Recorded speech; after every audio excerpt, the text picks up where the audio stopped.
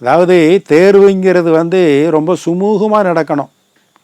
பரீட்சை இருக்குல்ல, மாணவர்கள்ட்ட ஆசிரியர்கள் கேள்வி கேட்குறது, அதுக்கு மாணவர்கள் பதில் சொல்கிறது ரொம்ப சுமூகமாக இருந்தால் நல்லாயிருக்கும். சில ஆசிரியர்கள் பழி வாங்குகிற மாதிரியே கேள்விகளை கேட்பாங்க. அந்த ஆசிரியர்களை பழி வாங்குகிற மாதிரியே மாணவர்களும் பதில் எழுதி வைப்பாங்க. இது ஒரு விசித்திரமான வினோதமான தேர்வு முறை, பரீட்சை முறை அப்படின்னு வச்சுக்கலாம். அதாவது ஒருத்தன் 300 மார்க்குக்கு ஆன்சர் எழுதினானா. இது ஒரு ஆசிரியர் என்கிட்ட சொன்னார். எப்படிங்க 100க்கு தானங்க கேள்வியை கேட்பீங்க, அவன் எப்படிங்க 300 மார்க்குக்கு பதில் எழுதுனா அப்படின்னு கேட்டால், இது கேள்வியே பட்டிருக்க மாட்டீங்க. 100 மார்க்கு தான், ஆனால் சாய்ஸ் வச்சு கேள்வி கேட்போம். யாதானும் 3 பதில் எழுதுக அப்படின்னு சொல்லி 6 கேள்வி கேட்போம். யாதானும் 4 பதில் எழுதுகன்னு சொல்லி 10 கேள்வி கேட்போம். மல்டிபிள் சாய்ஸ் அப்படி கொடுத்து கேட்போம். 30 கேள்வி கேட்டு 15 ஒரு வழி விடையளிக்க அப்படின்னு கேட்போம். இவன் என்ன பண்ணான் தெரியுங்களா?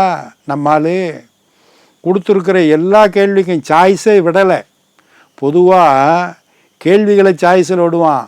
இவன் எல்லா கேள்விக்கும் உட்காந்து அதே 3 மணி நேரத்துக்குள்ளே எல்லா கேள்விக்கும் பதில் எழுதிட்டான். 3க்கு விடை எழுதினா 6 கேட்டால் 6க்கும் பதில் எழுதிடுறது.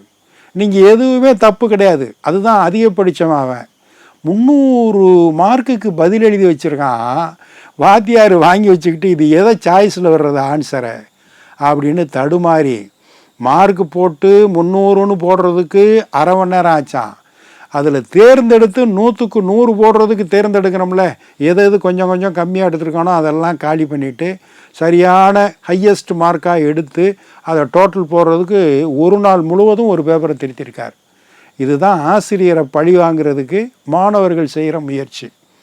ஒன்றுமே படிக்காதவன் தான் தொந்தரவு பண்ணுவான்னு இல்லை, நல்லா படித்தவனும் இந்த மாதிரி வேலை பார்ப்பான். சில கேள்விகள் கேட்பாங்க, அதுக்கு பதில் எழுதி வச்சுருப்பான் பாருங்கள் பையன். அது சரியாக தப்பான்னு சொல்லவே முடியாது. 2ஆம் குலோத்துங்க சோழன் குறிப்பு வரைக அப்படின்னு கேட்குறாங்க. அவன் பதில் எழுதலாம், இவன் 1ஆம் குலோத்துங்க சோழனுக்கு பின்னால் பிறந்தவன், 3ஆம் குலோத்துங்க சோழனுக்கு முன்னால் பிறந்தவன். இது தப்புன்னு சொல்லுவீங்களா, ரைட்னு சொல்லுவீங்களா? கர்ணன் 3 வரிகளில் விடையளிக்க. கர்ணன் மிக நல்லவன், கர்ணன் மிக மிக நல்லவன், கர்ணனை போல எல்லோரும் வாழ வேண்டும். 3 வரியில் பதில் எழுதிட்டான். இது தப்புன்னு சொல்கிறதா, ரைட்டுன்னு சொல்கிறதா? திப்பு சுல்தான் எந்த போரில் இறந்தார் அப்படின்னு கேட்குறான். அவருடைய கடைசி போரில் இறந்தான் அப்படின்னு பதில். 6 மாம்பழத்தை 8 பேருக்கு எப்படி பகிர்ந்து கொடுப்பாய் கேள்வி. ஜூஸ் போட்டு பகிர்ந்து கொடுப்பேன் பதில். மகாத்மா காந்தியடிகள், அம்பேத்கர், ஜவஹர்லால் நேரு இவர்களுக்குள் உள்ள ஒற்றுமை என்ன அப்படின்னு கேட்குறாங்க.